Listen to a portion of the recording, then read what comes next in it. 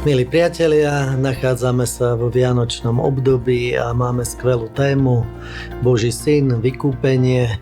A práve toto je taká milá téma v tomto čase Vianoc, očakávania, takže narodenie Božieho syna, naplnenie proroctiev. Týmto sa budeme zaoberať vlastne prvý deň.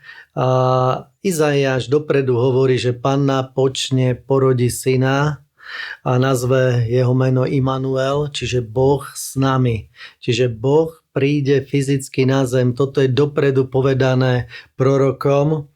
Micháš zase povie, že musí byť Mesiáš, ktorý príde, že bude z Betlehema, čiže je určené konkrétne miesto a takisto je určené to, že musí byť z rodu Dávidovho. Aj toto si prečítame za chvíľu z niektorých miest. A veľmi pekne nám o tom hovorí Matúš. Matúš sa zaoberá viacej Jozefom, otcom. A v prvej kapitole čítame, že prv ako sa zišli, bola Mária nájdená tehotná zo Svätého Ducha.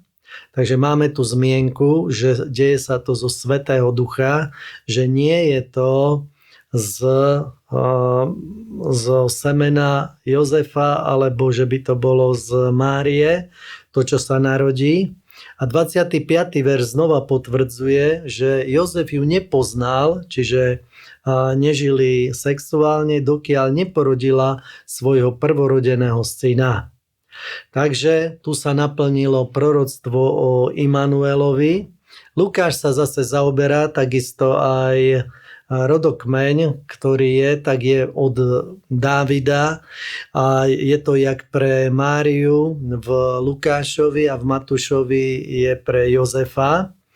A takisto hovorí Božie slovo v Lukášovi, že počneš v živote a porodíš syna, nazvieš jeho meno Ježiš. Ten bude veľký a bude sa volať synom Najvyššieho a Pán Boh mu dá trón Dávida. Takže je tu tretia podmienka, že musí to byť syn Dávidov a aj Mária, aj Jozef sú z tohoto pokolenia. A Svätý Duch príde na teba, moc Najvyššieho ti zatvoní, preto aj to splodené, sveté, bude sa volať Syn Boží. Takže máme tu meno syn, že sa volá Ježiš, že sa volá Syn Boží, že je potomok Dávida. Takže narodenie Ježiša vôbec nebola žiadna náhoda, ale vychádza jednoznačne z proroctiev. Všetko toto sa naplnilo. Zároveň môžeme vidieť, že o Jozefovi sa hovorí, že je otčím, že nie je tam zapojený v tom, že by tam boli jeho gény, ale to isté musíme povedať o Márii, že ani jej gény tam nie sú zapojené, lebo to, čo sa z nej počalo, je zo Svätého Ducha. Dnes by sme to mohli nazvať takým múdrym názvom, že ona vynosila Bohu syna, čiže Svätý Duch je to, čo sa splodilo. A takto sa to udialo. A druhý deň sa zaoberáme tým, že slovo sa stalo telom.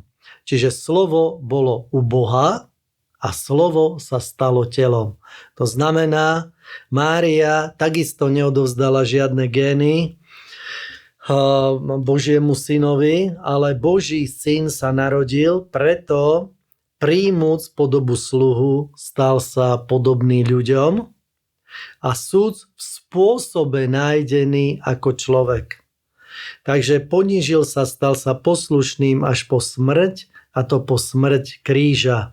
Takže on je obrazom neviditeľného Boha a on je ten, ktorý skrze slovo prišiel, stal sa Božím synom, Boží syn sa stal ľudským synom a bol poslaný na to, aby nás vykúpil, a to je téma 3. dňa. Verše, ktoré sú týmto zaujaté, tak hovoria práve, že dal svojho syna, čiže Boh dal, takže je poslaný. A Rimanom hovorí Božie slovo, že Boh poslal svojho syna v podobe hriešného tela. Teda Ježiš sa musel stať podobný každému z nás, okrem hriechu, inak by nás nemohol vykúpiť spod hriechu a spod padlého stavu. A teda toto je naše vykúpenie, že sme vykúpení z moci diabla, aby sme chodili v Božej spravodlivosti. Takže tu prebieha táto vec a v tom sa prejavila Božia láska, že Boh poslal syna ako zmiernu obeť. To znamená, preto sme boli vykúpení z moci diabla, lebo Ježiš zaplatil za všetky hriechy sveta každého jedného človeka a teda, keďže sme vykúpení, tak bolo za nás zaplatené, diabol nemá na nás žiadnu moc. Štvrtý deň sa budeme zaoberať, že syn je poslušný až na smrť a v tom je vlastne, v tejto poslušnosti je obsiahnutý ten vklad Ježiša, ľudského syna, ktorý je Božím synom a takto nás vedel zachrániť, slúžil a dal svoj život ako výkupné. Čiže ako cena za nás bolo jeho telo, jeho trápenie, jeho mučenie a takto bol poslušný až na smrť. A s touto poslušnosťou list Židom hovorí, že stal sa pôvodom večnej spásy, večnej záchrany. Takto to Boh vymyslel záchranu v tom, aby sme vedeli výjsť zo svojich hriechov a preto je veľmi dôležité, aby sme tomuto uverili, prijali to a spočinuli v tej fantastickej dobrote a milosti, ktorú Boh pre nás má. Filipánom hovorí, že bol poslušný až na smrť, a to na smrť na kríži, a cez jeho poníženie vlastne prišlo naše povýšenie. 5. deň máme tu verše, ktoré hovoria o vykúpení a o zmierení. Takže každý človek, pretože sa stal padlou bytosťou, či už to bolo skrze naše hriechy, alebo skrze dedičný hriech, ktorý prešiel na nás, pretože sme potomkami Adama, tak bolo dôležité, aby sme boli zmierení s Bohom. A list Kolosanom hovorí, že skrze neho Boh zmieril všetko so sebou. Skrze Ježiša Krista, túto jeho obeť, a boli sme zmierení s Bohom smrťou jeho syna. Takže kríž nie je porážka, kríž je fantastické víťazstvo, lebo tam prišlo to, že Boh sa nedíva na nás cez naše hriechy, ale cez obeť Ježiša Krista, ktorá bola vykúpenie a zmierenie s Bohom. Takže Boh sa díva cez krv Ježiša Krista, cez to, že bolo zadozučinené trestu, ktorý mal prísť na nás, ktorý prišiel na Ježiša, a tým sme sa stali spravodlivosťou Božou. Verše 6. dňa nám povedia o vzkriesenom synovi a záruke nového večného života. Takže Lukáš hovorí, prečo hľadáte živého medzi mŕtvými. Takže medzi mŕtvými anjel to hovorí ženám, ktoré prídu hľadať Ježišové telo, a hovorí o tom, že je vzkriesený. A tak, ako bol vzkriesený Ježiš, tak v liste Rimanom je, že aj my žijeme novým životom, a toto je pre nás pripravené od Boha. Vynikajúce verše hovoria, Zjavenie hovorí v 1. kapitole, že bol som mŕtvy, to sú Ježišove slova, a hľa, žijem na veky vekov. Takže vzkriesený syn je tohoto zárukou a vzkriesenie potvrdzuje, že Boží syn naozaj zvíťazil nad smrťou a máme nádej, za ktorú sa nemusíme hanbiť, ale vieme vždy obstáť a vieme slúžiť Bohu a tešiť sa z toho, čo Pán pre nás prihotovil a je to istota v našom srdci a presvedčenie o týchto dobrých veciach. Posledný deň 7. sa budeme zaoberať s tým, že synovia skrze syna. My sme sa stali synmi a dcérami skrze Božieho syna. Takže tým, ktorí ho prijali, Boh dal právo a moc stať sa Božími deťmi.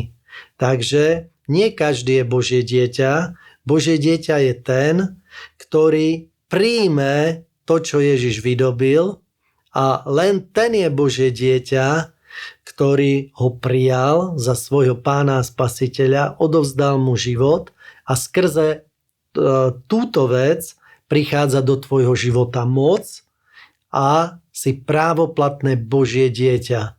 To znamená, stávaš sa takým istým, ako je Ježiš a si prijatý do Božieho kráľovstva nie ako sluha, nie ako otrok, ale ako syn a ten má celkom iné práva a postavenie, ako je ten, kto je sluha.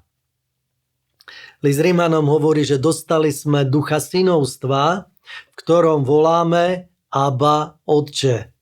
To znamená, že Boh je našim otcom a teda máme k nemu takto pristupovať, že všetko, čo je jeho, je aj naše, ale len vtedy, keď všetko, čo je naše, patria jeho. Takto sa aj sám Ježiš modlil vo veľkňažskej modlitbe, že Otče, všetko, čo je moje, je aj tvoje, ale všetko, čo je tvoje, je aj moje.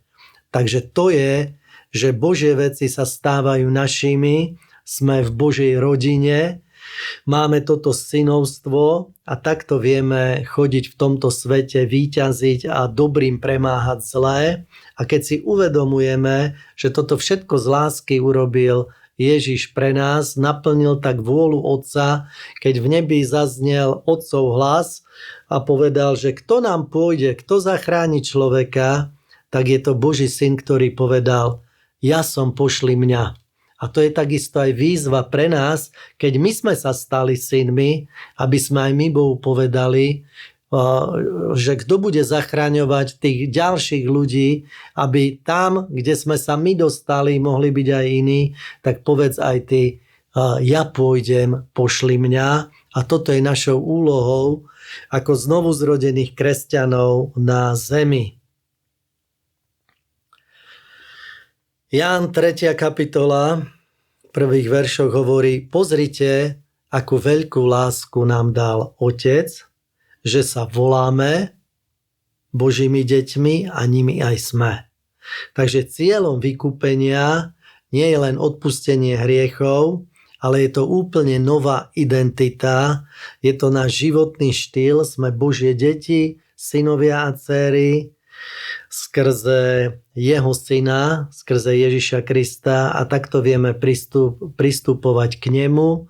Máme úplnú istotu toho, že mu patríme a takto vieme potom aj na 100% žiť svoje životy pre Pána. Takže keď ste sa dostali až po toto miesto, tak všetkým vám gratulujem, lebo určite Božie slovo vo vás pracuje, je mocné, vie vykonať to, na čo Boh posiela a takto potrebujeme aj žiť a nasledovať Boha. Zároveň, keď si sa dostal sem, tak za chvíľu bude posledná lekcia a tým pádom si prešiel aj tieto veci, aby si sa posilnil. A pokiaľ ti tieto veci prinášajú požehnanie do tvojho života, tak keď prispeješ aj na toto dielo a na túto prácu, tak dáš aj tým možnosť, aby aj k ostatným sa dostali tieto veci a aby to vedelo prinášať požehnanie pre mnoho ďalších ľudí. A preto my máme byť požehnaní Bohom, aby sme sa stali požehnaní pre druhých. A to vám aj zo srdca prajem. Buďte požehnaní a požehnaní.